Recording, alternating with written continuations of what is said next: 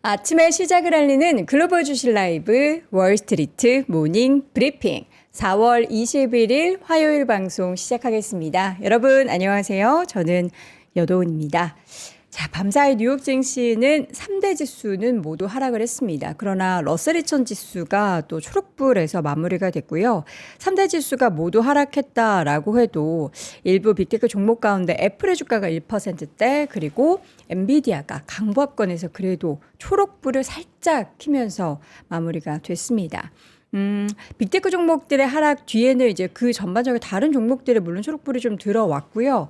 지금은 이제 2차 협상이 정말 이루어질 수 있을까?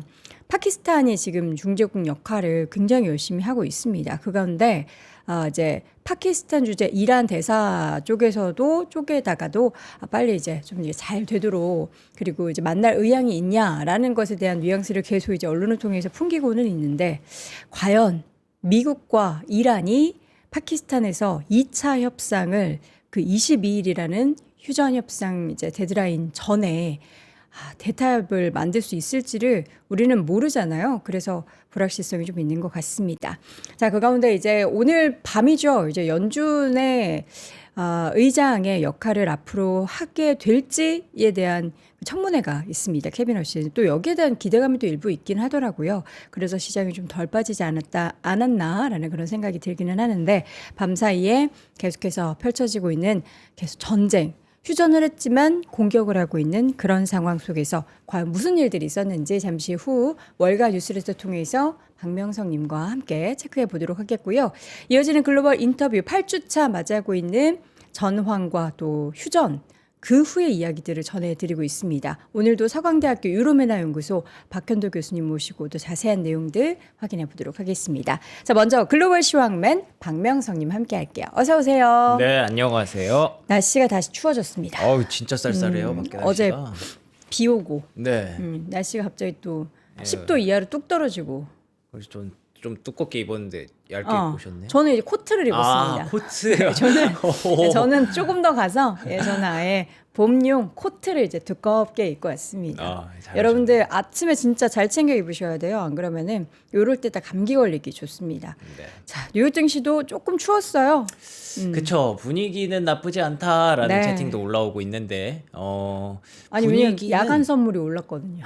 네. 분위기는 막 그렇게 나쁘지는 않아요. 그렇게 나쁘진 않아요? 네네. 버틸만해요? 네, 전체적으로 돌아가는 상황을 보니까. 네. 그리고 나스닥도 사실 0.2%밖에 안 빠졌거든요. 그쵸. 네. 소폭 하락. 어제 저희가 여기 앉아서 되게 막 걱정했던 거에 비하면 굉장히 선방한 그런 뉴욕 증시였고요. 네. 일단은 2차 협상이 완전히 안 되나 싶었던 걸 걱정했잖아요. 그쵸. 근데 그거는 하기는 하는 것 같더라고요. 네, 파키스탄에서. 그러니까 한다라고는 하는데 네. 이란 쪽 공식 입장으로 우리도 갈게 네. 이런 메시지가 없어서 되게 그게 애매하게 좀 메시지를 내고 있긴 하죠. 네. 근데 파키스탄에서 얘기하기로는 그래도 갈 것 같다. 자기가 만들 수 있을 것 같다. 올 것 같다. 예, 이란도. 자신 있는 그런 모습을 보여줘서. 네. 근데 이게 지금 미국 시간 기준으로 월요일이고 협상은 이제 화요일부터 시작이잖아요. 그렇죠. 그러니까 사실 협상 하루 전날이다 보니까 나스닥이 또 오르기도 좀 애매하죠. 오르면은 설레발 진짜 혼날 수도 그니까요. 있어. 딱 그 상황이었다고 보시면 될 것 같습니다. 네. 그런데다가 그 잠시 후에 보여드리겠지만 러셀 2000 중소형주 쪽을 보니까 중소형주는 또 나름 또 움직임이 있었어요.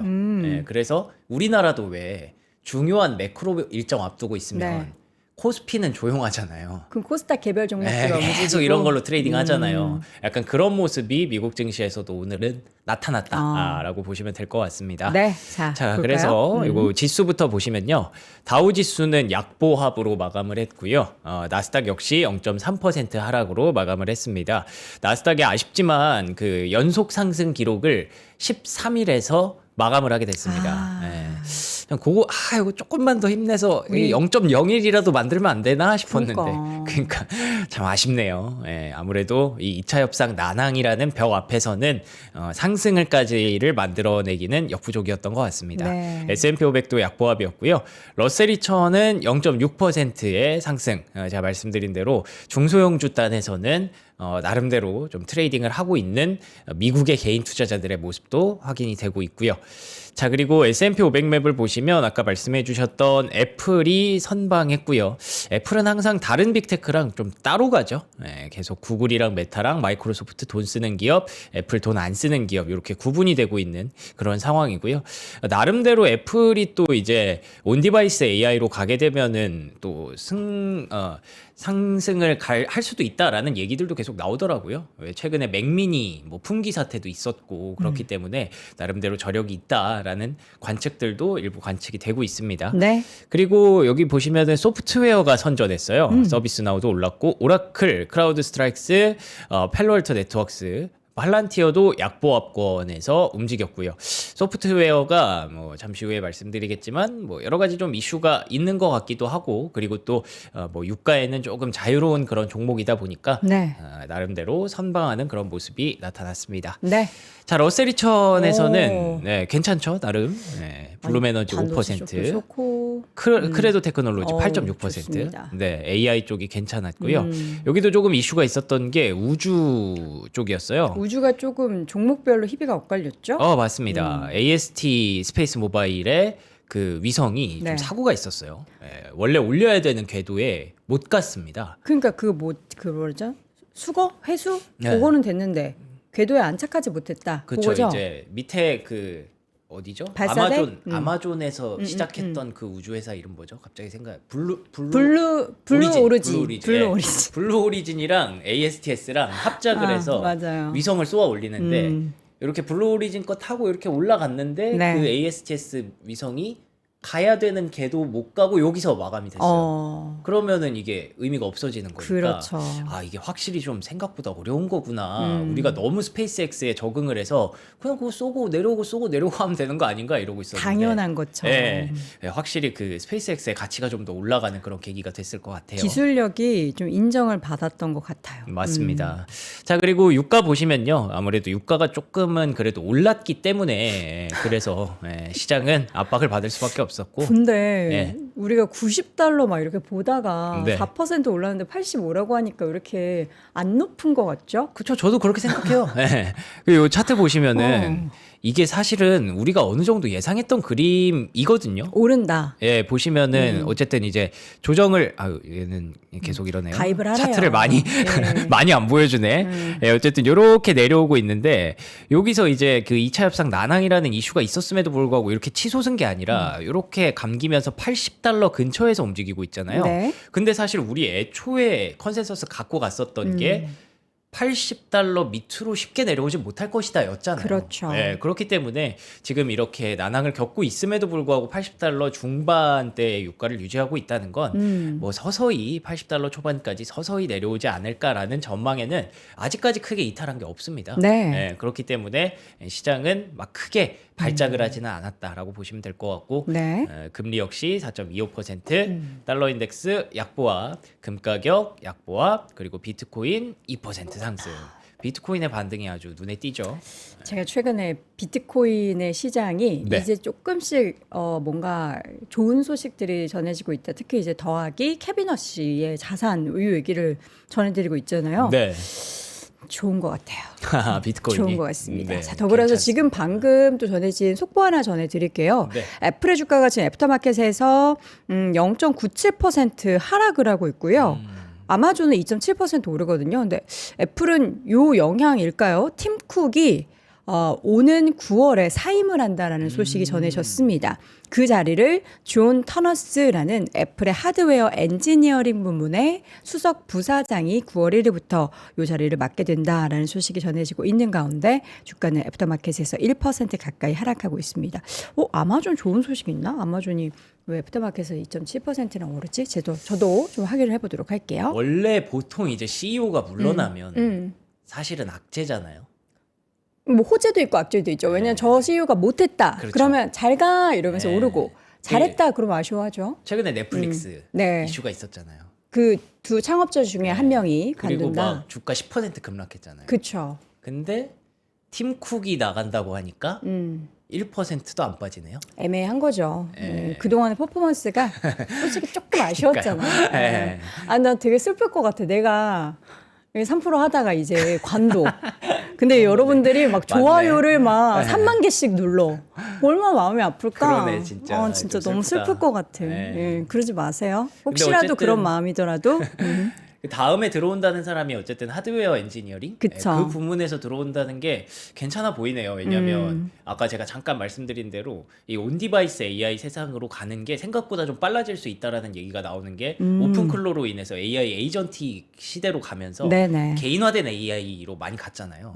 그래서 어쨌든 스마트폰이든 뭐든 이제 하드웨어가 분명히 필요하다라는 쪽에 대해서 굉장히 그 좀 더 구체화시키고 있거든요. 네. 근데 그거를 좀 대비하기 위한 애플의 포석이라면 그러면은 또 얘기가 조금 좋아질 수도 있겠다 싶긴 하네요. 네, 지금 이제 아마존은 엔트로픽에 최대 250억 달러를 추가 투자한다라는 소식 같이 전해지고 있는 오, 상황입니다. 엔트로피 돈.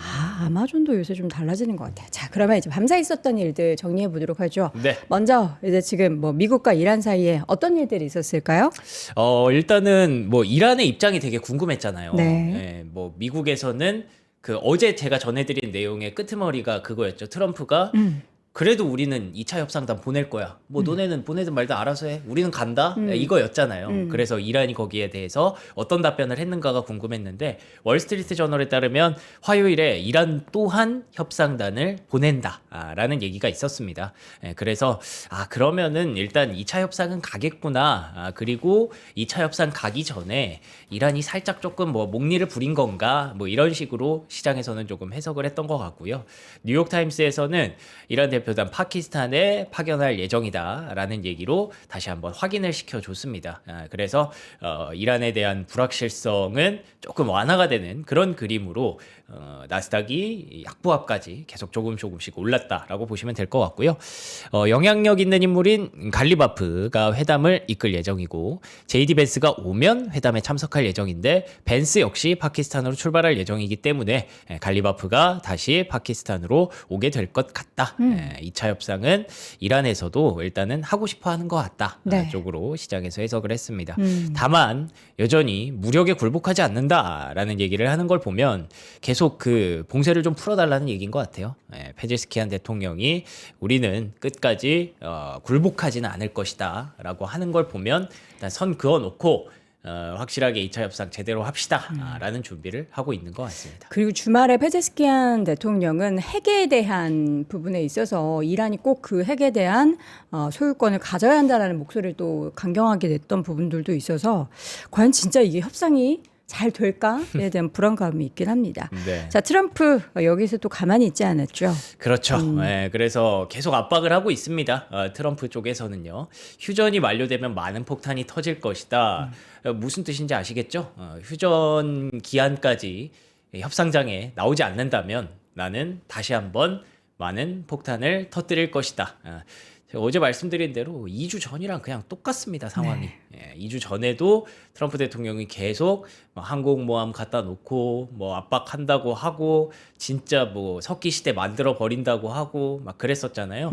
그때랑 약간 뭐 언급의 수위 정도만 조금 낮아졌을 뿐이지 상황은 크게 다른 것이 없다라고 보시면 될 것 같습니다. 여전히 미국의 요구는 간단하다. 이란이 핵무기 아욕을 포기해야 한다라고 강조를 했고요.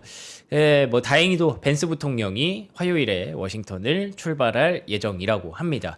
그러면 시차가 좀 있을 것 같아서 이러면은 뭐야 화요일까지가 휴전이었는데 2주 지나가는 거 아니야? 이렇게 걱정하시는 분들도 있을 텐데 이걸 좀 또 트럼프 특 약간 그런 거 유동적으로 많이 활용하죠. 22일, 23일 뭐 이렇게 2주를 2주를 휴전하기로 했으니까 23일부터 합의하면 된다. 뭐 이런 식으로 트럼프가 또 얘기를 했다고 하더라고요. 그래서 뭐 트럼프 융통성이 있네요. 그렇죠. 그렇게 이럴 때는 좀 좋게 얘기하죠. 예. 융통성이 있다. 그래서 트럼프 대통령이 어제 그 SNS에 엄청 올렸던 거 주말 사이에 네. 뭐 그것 때문에 막 화근이 됐다 막 그랬었잖아요.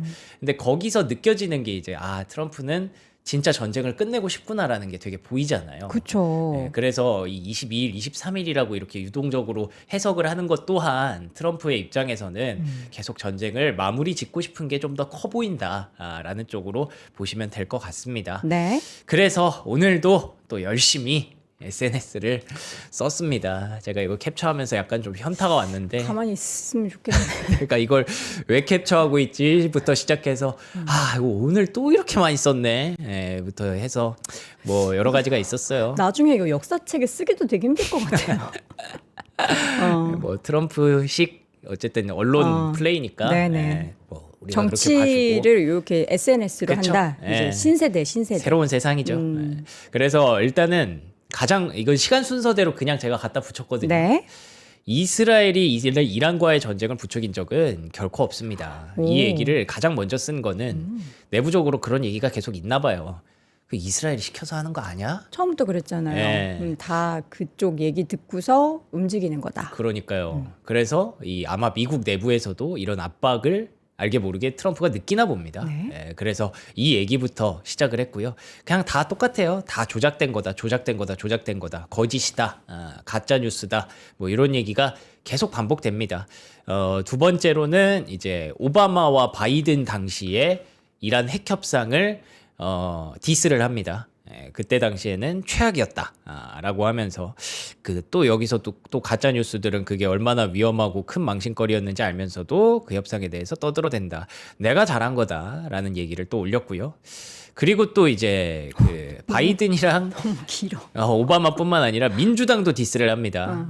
거기 뭐 우리나라 얘기도 나와요. 한국 전쟁은 뭐 이만큼 지속됐다. 그러니까 다시 말하면 본인은 전쟁 이렇게 길게 하지 않았다. 그게 중요한 거다라는 건데 자꾸 막 뭐 시간 때문에 쫓겨서 협상을 한다라는 그런 가짜 뉴스들 때문에 내가 스트레스를 받는다. 나는 계속 말하고 있지만 이란이 시간에 쫓기는 거지 나는 전혀 상관이 없어요라는 얘기를 또 올렸고요.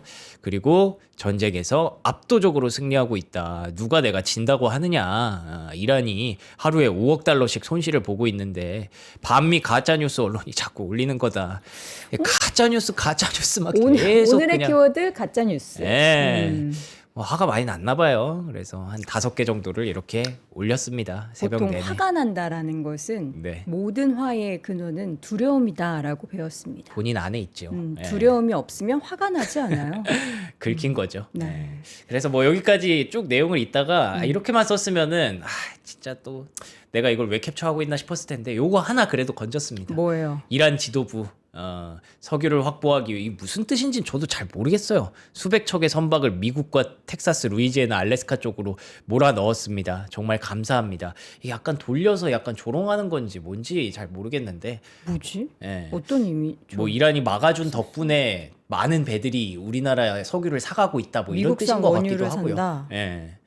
정말 감사합니다. 라고 해서 또 괜히 이란을 긁는 건 아닌지 좀 걱정되는 부분도 없지 않아 있긴 한데 그러네요. 예, 어쨌든 뭐 트럼프식 그런 또 SNS 정치를 그만둘 생각이 없다라는 의지니까 그냥 오늘은 요 정도로 끝났다라고 다행이라고 생각해야 될 것 같습니다. 저렇게 장문의 글을 쓰려면 되게 많이 퇴고를 하고 고민을 할 수밖에 없는데 네, 글을 잘 쓰시나 봐요. 되게 빨리.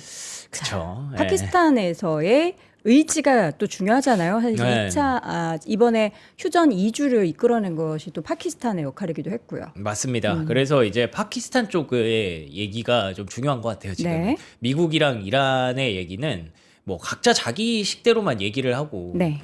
자기 의견만 입장만 얘기를 하니까 이 중재자의 역할이 좀 중요한 것 같아요. 네. 그래서 파키스탄이 나 협상에 자신이 있다라는 얘기를 합니다. 그러면서 되게 의미심장한 말을 했는데 이란이 2차 회담 제안을 거부하고 완벽하게 호르무즈를 닫았던 것이 전략적 행보였을 가능성이 있다라는 얘기를 합니다. 이거 보시면은 그 이란이 더 나은 조건을 확보하기 위한 현실적 접근이었을 수 있다. 그러니까 아까 잠깐 말씀드린 대로 트럼프가 주말 사이에 그렇게 SNS를 길게 쓰는 걸 보면서 이란이 그 엄청나게 그 시간에 쫓기는구나. 트럼프가 이거를 되게 빨리 끝내고 싶어 하는구나. 그러면 우리가 마지막에 질질 끌어야지. 한 번 뭘 더 땡겨. 얻어볼까? 어. 이런 식으로 썼을 가능성을 다른 사람들이 얘기한 게 아니라 파키스탄에서 그거를 이렇게 얘기한 거예요. 물론 파키스탄이 약간 친미 성향이 좀 있는 그런 나라기는 합니다만 그럼에도 불구하고 뭐 이런 얘기를 했다는 것 자체가 아예 없는 얘기를 하진 않았겠죠. 그 다시 해석해 보면 이러면은 이란이 또 질질 끌겠네라고 해석할 수도 있지만 어쨌든 이란도 이 협상에 대해서 아예 파괴할 생각은 없다라고도 볼 수 있는 거잖아요. 그래서 2차 회담을 하긴 할 건데 거기서 이제 왜 우리 그 고지전 영화 보면은 네. 고지전도 그 진짜 그 고지 하나 점령하기 위해서 정말 많은 군인들이 거기서 의미 없는 싸움을 계속 하지 않습니까? 근데 그게 이제 휴전되기 직전의 그런 싸움이잖아요. 네. 그래서 그 뭔가 하나라도 더 얻어내려는 그 미국과 이란의 어떤 신경전인 것 같아요. 그쵸. 예, 지금 파악하기로는 파키스탄이 그렇게 얘기를 하고 있는 것 같고요. 어찌됐든 그래서 유가도 크게 발작하지는 않았고 어떤 우리가 예상했던 흐름대로 그대로 갔다. 그런 점에서 에너지부에서는 미국의 휘발유가 가격에 정점을 찍었을 가능성이 높다라고 얘기를 하니까 우리는 한 이틀 정도 협상이 어떻게 결과가 나오는지 기다려 봐야 될 것 같습니다. 네. 자, 이어서 가장 또 여러분들의 관심을 집중하게 만드는 요인 중에 하나는 예정되어 있는 캐비넛 씨의 청문회입니다. 과연 무슨 얘기를 할지가 다들 엄청 궁금해요. 맞습니다. 근데 하루 전에 네. 그 연설문이 공개가 됐더라고요. 벌써요? 예, 예. 유출이 아니고 그냥 공개예요? 네네네. 그 연설문은 공개가 됐고 이제 거기 가서 청문회니까 네. Q&A 시간에 대답이 더 중요하겠죠. 그렇죠. 예, 근데 그 연설문을 보니까 가장 중요한 첫 번째 이슈, 연준의 독립성 이슈 이에 대해서 캐비넛 씨는 연준에게 달렸다. 예, 연준이 중요하다라고 얘기를 합니다. 이게 무슨 뜻인지 조금 알쏭달쏭하실 수 있는데 딱 그런 거예요. 그러니까 연준이 약간은 좀 정치적인 행보를 보인다라는 게 트럼프의 의견이었잖아요. 트럼프와 베센트의 의견이었는데 그러지 말고 연준은 자기 책무를 다 해야 된다. 자기 해야 할 일만 해야 된다. 여기 보시면 상당 부분 독립적이어야 하는 동시에 주요 목표에 집중해야 된다. 라는 얘기를 하는 겁니다. 역할을 충분히 잘 해야 한다. 네, 여기 연준이 여러 차례 권한을 남용했었다라는 익숙한 비판도 캐비넛이가 할 수 있다라고 얘기를 하더라고요. 그래서 본인이 이제 들어가서 연준이 해야 할 책무만 하겠다. 정치적인 그런 입장은 이제 보이지 않겠다. 본분을 지키겠다라는 얘기를 가장 먼저 강조한다고 합니다. 그래서 엄격하게 독립적인 연준을 유지하겠다라는 의지를 밝힐 예정이다라는 걸 봤을 때 네. 확실하게 트럼프 사람이 맞구나. 라는 걸 확실하게 좀 느낄 수 있었던 그런 연설문이었던 것 같습니다. 저런 연설문에서 저는 정부와 친탁하여 열심히 정부의 정책을 서포팅하겠습니다라는 말을 할 수가 없잖아요. 당연히. 그렇죠. 네. 당연히 그 자리에 맞는 그런 발언, 어떻게 보면 뻔한 얘기를 한 것 같기는 해요. 네. 자, 그래서 이제 핵심은 AI와 금리 인하, 지금 이제 전쟁, 뭐 협상 이런 이슈는 어떻게 보면은 지고 있는 해고 이제 다시 떠오르는 해는 AI 실적 그리고 금리 인하에 지금 포커스가 맞춰지고 있는 상황인 거죠. 네, 그래서 캐비넛 씨가 그 연준의 독립성과 동시에 두 번째로 가장 중요하게 우리가 보는 포인트가 이거 금리 인하잖아요. 네. 과연 캐비넛 씨가 들어오면 진짜 금리 인하를 할 것인가? 근데 캐비넛 씨라는 사람이 기본적으로 실리콘밸리 쪽에 있던 사람이라서 그래서 그쪽에서 이제 투자를 담당했던 그런 스탠리 드래켄밀러랑 일할 때 IT 분야의 벤처 캐피탈 투자를 담당했던 사람이라서 이 사람이 되게 AI를 되게 좋아하고 AI의 생산성 혁명이 나타나면 결국에는 자연스럽게 우리가 금리 인하를 하게 될 수 있다라고 보는 사람이에요. 네. 그러니까 원래 과거의 경제 시나리오는 생산성 혁명이 나타나더라도 그만큼 경기가 성장하면 그러면 물가도 올라가고 그렇기 때문에 금리 인하를 할 수 없다가 원래 골자였는데 네. 지금은 세상이 바뀌었고 AI로 인해서 AI 생산성 혁명이 일어났을 때 일자리를 잃게 되잖아요, 사람들이. 그렇게 되면은 이제 각자의 임금이 떨어지니까 임금 소비가 떨어지고 그렇게 되면은 금리 인하를 하게 된다라는 게 이 캐비넛의 입장이거든요. 근데 그에 대해서 아직까지 연준 내부에 있는 사람들에게는 완벽하게 동의할 수 없는 상황이에요. 왜냐하면 그 연준 내부의 입장에 있는 사람들은 AI 생산성 혁명 나 솔직히 아직 체감 안 된다라고 생각하는 사람들이 태반이거든요. 네. 예, 아무래도 이제 경제를 하던 사람과 이 AI 기술 쪽에 있던 사람과는 약간 얘기가 관점이 좀 달라지는 거죠. 그래서 캐비넛 씨가 가게 되면 트럼프 사람임을 확인했고 그 금리 인하를 하려면 이 AI로 인해서 금리 인하를 만들 수 있다라는 걸 설득을 시켜야 되는데 지금 밖에서는 뭐 야대니 경제학자가 봤을 때는 그거 말이 아직 안 되는 것 같아. 아직까지는 현실적으로 뭐 그 약간 꿈 같은 얘기인 것 같아라고 보고 있고요. 닉 티밀하우스 역시 당면 과제는 연준 동료를 설득하는 일이다라고 하면서 취임 전부터 동료들의 공개적인 반대에 부딪힐 것이다. AI 생산성 향상이 결국에는 금리, 물가를 안정시킨다라는 것에 대해서 우리가 본 적이 없는 그런 경제 해석이니까 이게 과연 될까를 이 사람이 연준 의장으로 들어갔을 때 과연 그 동료들을 설득시킬 수 있는가? 이게 굉장히 중요한 부분이라서 아마 내일 Q&A 시간에 이에 대해서 얘기가 많이 나오지 않을까라고 보고 있습니다. 네. 네. 자, 이어서는 아쉬웠던 나스닥의 14거래 연속의 상승에 실패를 했다. 그래도 이렇게 봉 차트를 보면은 아래 꼬리를 달았어요. 맞아요. 의미부여하고 싶어요. 열심히 올렸습니다, 진짜로. 네, 낙폭 많이 줄였어요. 영차 하면서 열심히 올려서 양봉까지 만들었는데 그렇지만 이제 14일 연속이라는 기록은 달성하지 깨졌죠. 못하고 좀 내려왔습니다. 근데 그 전쟁 기간 동안 이 미국의 금융 컨디션, 금융 여건이 엄청나게 좀 안 좋은 쪽으로 치솟았었거든요. 네. 근데 그런 것들이 생각보다 많이 완화가 되고 있어요. 아시는 것처럼 유가도 막 120달러 가다가 지금 어느새 80달러대로 떨어져 있고 금리도 그에 따라서 조금은 안정되는 그런 모습이 있었잖아요. 그래서 시장이 너무 과속하는 거 아니야? 라는 우려가 있었는데 금융 여건이 완화되는 과정에서 다시 제자리로 돌아갔다라고 해석을 한다면 충분히 이 정도 상승 나올 수 있었다. 이것도 V자니까 시장도 V자 나오는 게 이상하지는 않겠죠. 그래서 개인 투자자들이 확실히 이끌고 있습니다. 미국도 마찬가지더라고요. 한국도 마찬가지지만 한국도 이제 주가 좀 빠지면 그래도 반도체 실적이 있는데 하면서 계속 사잖아요. 개인 투자자들이. 미국도 마찬가지로 개인 투자자들이 자신감을 확실하게 보여주면서 시장을 이끌고 있는 게 이 3월의 어떤 그림이었고요. 네. 뿐만 뿐만 아니라 요걸 보고 이제 전문 투자자들이 복귀한다라는 게 무슨 뜻이냐면 기관, 헤지펀드, 알고리즘 매매 이런 것들이 하다가 놓치니까 급하게 또 복귀를 들어온 하니까. 거죠. 그러니까 이제 V자 반등이 만들어진 거라고 하더라고요. 그래서 이제는 시장은 모두가 어느 정도 하방보다는 상방을 좀 보게 된 그런 상황이죠. 뭐 역설적으로 그럴 때가 항상 위기가 온다고도 하고는 있습니다만 우리가 위기를 좀 이겨내는 구간에서 이런 상황으로 급격하게 반전된 거기 때문에 일단은 시장이 급락은 좀 많이 나올 가능성은 희박해지지 않았을까라고 네. 보고 있습니다. 네. 바클라이즈에서의 이 분석 내용도 한번 볼까요? 네. 그래서 바클레이즈에서 CIO 서베이를 했는데 네. 여전히 AI 투자는 지속될 것이다.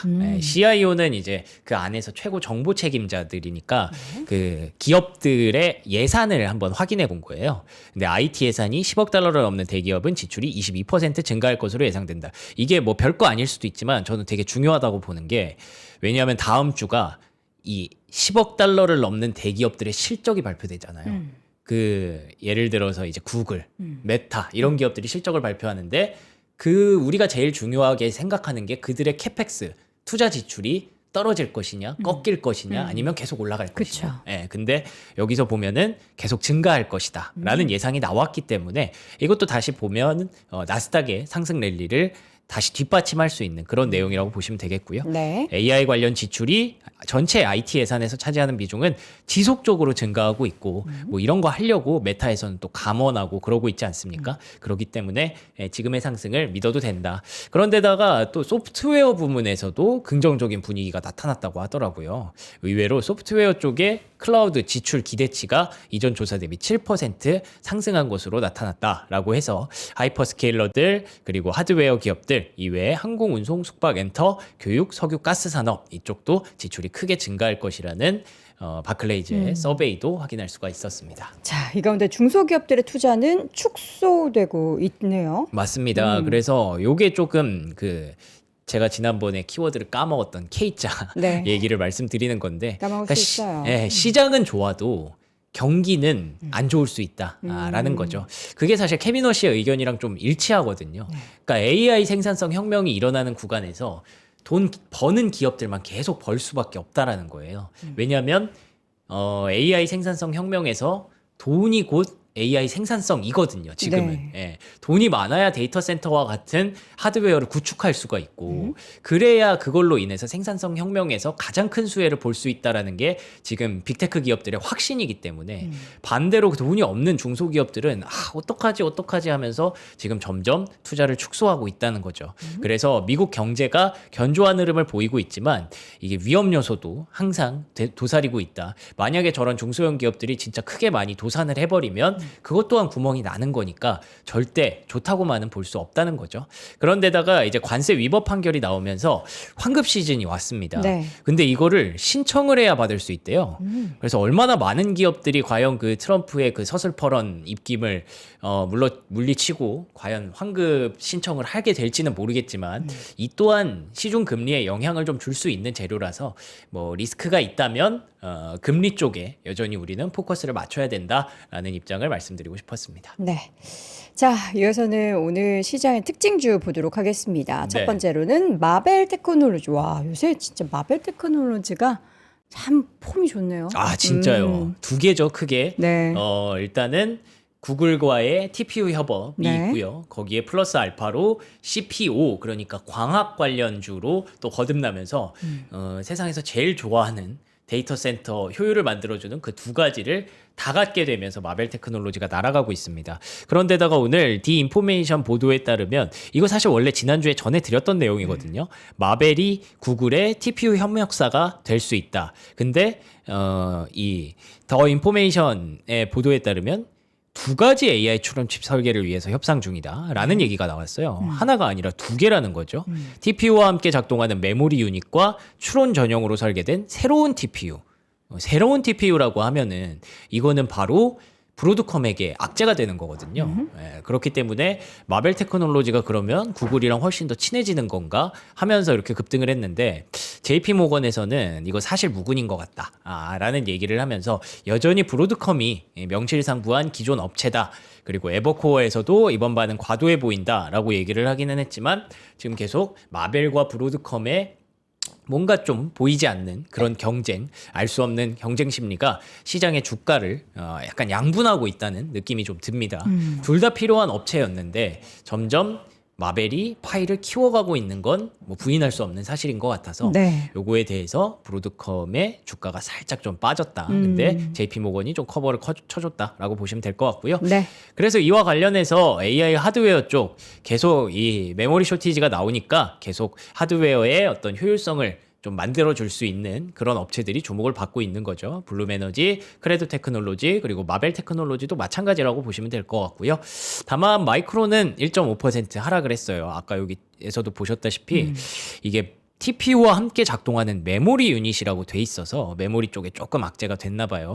뭐 물론 이런 악재들 다 깨고 메모리 반도체는 계속 여기까지 올라온 거지만 여기서 조금 고점에서 좀 쉬어가는 그런 모습이 나온다 보시면 될 것 같고 루멘텀도 마찬가지입니다.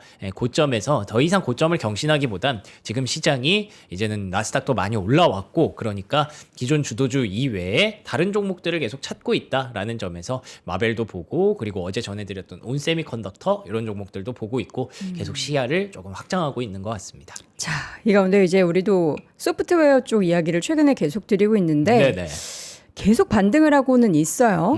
어젯밤 사이에도 지금 1% 넘게 올랐는데 이 점선 뭐예요? 점선? 점선? 예, 요거는 이 차트의 점선이 뭔가 막고 있는 느낌. 예, 그렇겠죠. 여기에 이게 예. 저항이라는 뜻인 것 같아요. 그러니까 저항이 저게 이제 지금 딱 그 음봉 양봉이 저 선에 막혀 있으니까 네네. 별로 이렇게 그닥 기분 좋지가 않네요. 그러네요.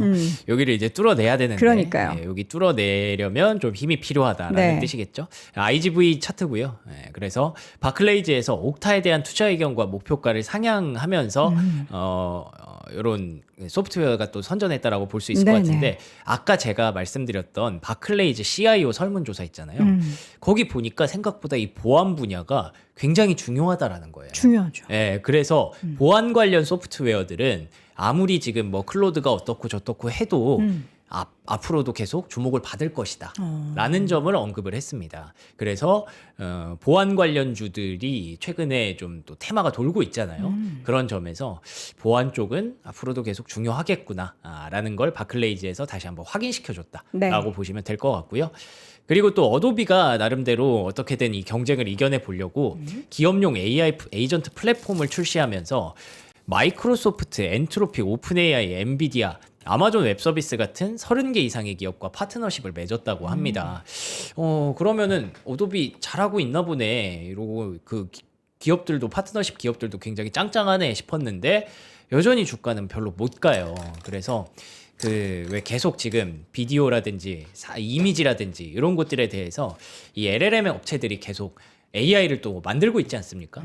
근데 디인포메이션 보도에 따르면 오픈 AI도 이런 이미지 모델을 새로운 모델을 또 준비하고 있다는 거예요. 구글을 겨냥해서. 저게 AI로 만든 거예요? 그런 두 것 명 같습니다. 다? 네. 한쪽은 진짜인 것 같은데? 그러니까 이쪽은 가짜인 것 같은데 오른쪽은 완전 진짜 같지 않아요? 요즘 뭐 구분이 되나요? 요새 보면 우리나라 대기업들도 그 SNS에 올리는 광고 영상 있잖아요. 네. 그거 다 AI로 만든대요. 그래서 이거 뭐 약간 막 저기 막 토스카나 이런 지역 가서 올로케 촬영하라고 하면 뭐 몇천만 원씩 들잖아요. 네네. 그거를 그냥 AI로 몇백만 원에 뚝딱 뭐 몇십만 원이 줄 수도 있고 그렇게 만든다라고 합니다. 네. 진짜 신기하네. 그래서 완전 진짜 어도비가 같네. 많이 못 갔다라는 거고 점선이 저항이 아니라 현재가래요. 현재가. 네. 아 현재가라고요? 아 그렇군요. 또 저희가 알겠습니다. 또 바보 같은 얘기를 많은 했네요. 거 배웠습니다. 그렇습니다. 자, 그래서 이제 또 ASTS 봐야죠. 네, 우주 관련주 말씀드린 대로 얘기를 드리면 AST 스페이스 모바일이라는 업체가 있죠. 우주 관련 기업으로. 근데 블루버드 7호라고 아까 오프닝 때 말씀드린 내용인데 이거를 이제 올리려고 했는데 너무 낮은 궤도에 진입을 했다라고 합니다.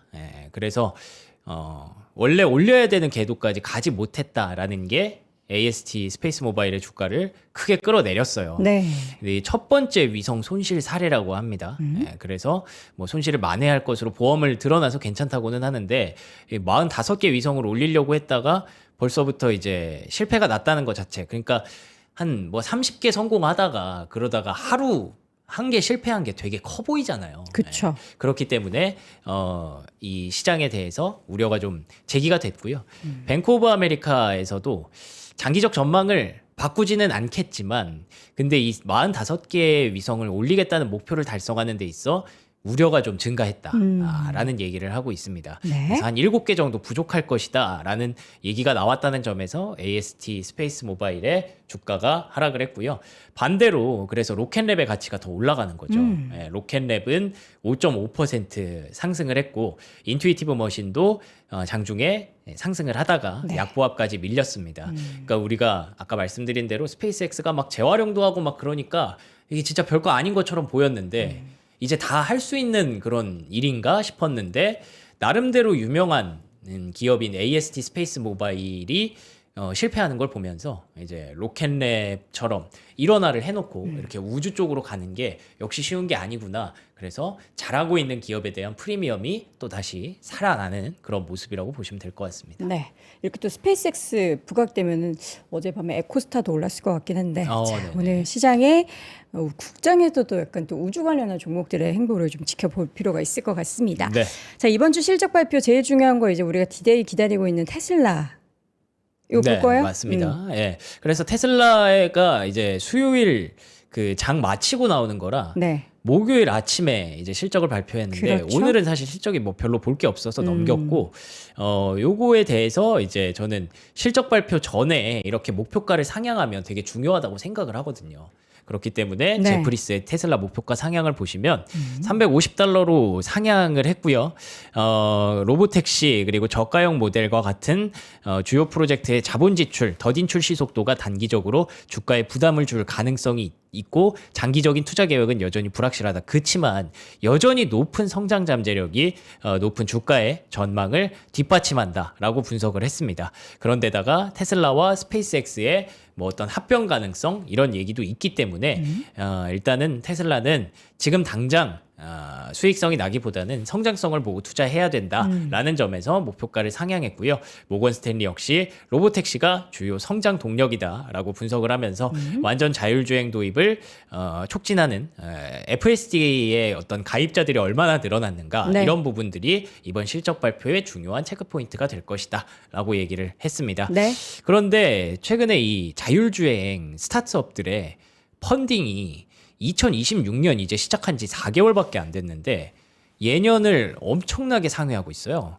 이 올해는 확실히 자율주행의 어떤 원년이다라는 그런 확신들이 기업들에게 섰는지 펀딩이 이렇게 급증한다는 점에서 자율주행으로 돈이 몰리고 있다라는 건 자율주행의 대장인 테슬라에 대해서 관심을 앞으로도 계속 가져야 된다라는 의미로도 해석할 수 있을 것 같습니다. 자, 이어서는 비트코인, 뭐 이더리움 요거 이제 산다 이런 얘기들이 있는데 보통 월요일 날 이 얘기들이 나오는데 또 뭐 샀다는 소식이 있어요? 아, 맞습니다. 스트래티지도 비트코인을 많이 샀고요. 네. 비트마인도 비트코인을 많이 샀습니다. 아, 비트코인이래. 여기는 이더리움을 많이 샀죠. 그쵸, 그쵸. 예. 근데 스트래티지가 이번에 산 게 2024년 11월 이후에 가장 많은 양을 산 오. 양이라고 하더라고요. 마음 먹고 좀 샀습니다. 네. 예, 뭐 이런 게 시그널이 될지는 모르겠지만 예, 어쨌든 비트코인 가격도 좀 올라오면서 또 이 타이밍이 맞았고요. 미주호에서는 로빈후드에 대한 목표가를 105달러에서 115달러로 상향 조정했습니다. 네. 이 코인 섹터에 대한 종목들의 이 시세가 좀 좋아지고 있는 그런 모습이고요. 그리고 방금 채팅창에 USA 레어어스 뭐 얘기하시던데 예, 브라질 히토류 광산 업체를 인수한다라는 얘기가 나오면서 주가가 13% 급등했습니다. 네. 결국에 이 자원에 대한 관심과 MP 머티리얼즈도 같이 올랐더라고요. 예, 그러면서 광산 이런 쪽에 대해서는 앞으로도 계속 관심을 가질 필요가 있다라는 점이 확인이 됐고요. 네. 그리고 제프리스에서는 또 울타뷰티 투자의 경과 목표가를 상향했다는 것도 뭐 참고해서 넣어드렸습니다. 알겠습니다. 또 열심히 우리 또 시황 얘기하고 있는데 여러분들 채팅창에서 다른 얘기 특히나 결혼을 포기하고 방송에 집중하다니요. 전 그런 적이 없습니다. 네, 허위 사실입니다.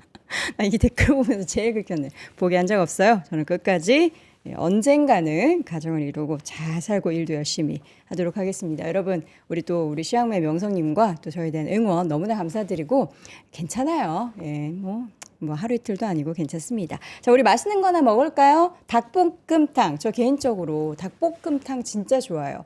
여러분 닭도리탕이라고 얘기들 많이 하시는데 도리도리 그거는 잘못된 표현이고 닭볶음탕 하림은 또 닭고기 하면 하림이죠. 2+1으로 저희가 준비했습니다. 닭볶음탕 2팩에 두루치기. 와 맛있겠다. 이거 완전 막걸리 안주인데 두루치기까지 이렇게 한 팩 더 해서 냄비 요리를 총 6인분으로 주말에 가족들 좀 다 같이 모였을 때 요거 딱 한 팩 딱 열어가지고 하면은 너무 좋은데 가격대도 닭볶음탕 이런 거 우리가 유원지 가서 먹으려고 하면은 요새는 얼마면 한 6만 원에 한 8만 원에요? 와, 그 엄청 정도나 비싸잖아요. 근데 3만 원대에 먹을 수가 있습니다. 너무나 맛있는 닭볶음탕.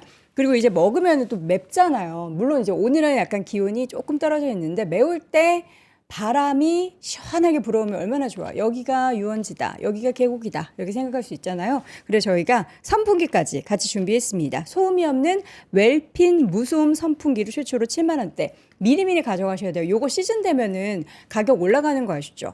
그렇기 때문에 미리 여름을 대비하는 그런 의미로 웰핀의 무소음 선풍기 최초 7만 원대, 최대 15m 강풍 BLDC 초절전 에어팬을 사용했고요. 24단 초미세 풍량 조절이 가능하고요. 효저소음 13데시벨 그렇기 때문에 소리가 거의 안 들려요. 그리고 서큘레이터를 겸용으로 사용하실 수가 있습니다. 자, 저도 한번 먹어보도록 할게요. 닭볶음탕. 살코기. 이거 한 번에 일단 먹어야지.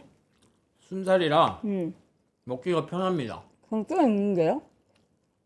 근데 뼈가 있네요. 뼈 있는데요? 자꾸 나오네. 순살 아니고요. 뼈 있어요. 그냥 통째로 다 들어가 있어. 엄청 부드럽네. 두루치기는 들어있어. 따로 있는 거죠? 두루치기는 따로. 일단은 맛있다. 안 매워요. 감자 들어가 있으려나? 안 맵고 살짝 좀 달짝지근한 그런 닭볶음탕이에요. 매운 거 좋아하시는 분은 여기다가 청양고추나 맞아요. 집에 청양고추 가루를 조금 뿌리시면은 편하게 드실 수 있습니다. 이 정도는 그냥 약간 신라면 정도? 신라면 정도의 매운맛이다라고 인지하시면 좋을 것 같습니다. 맛있다. 자, 여러분, 네, 쩝돈 주문을 했고요. 쩝돈 이제 갑니다. 여러분, 맛있는 닭볶음탕과 두루치기 2+1 세트와 무소음 에어팬 최초로 저희가 할인해서 준비했으니까요. 영상을 링크 통해서 확인해 보시면 좋겠습니다. 지금까지 글로벌 시황매 박명성님 함께 했고요. 잠시 후에는 박현우 교수님과 함께 돌아올게요. 고맙습니다. 고맙습니다.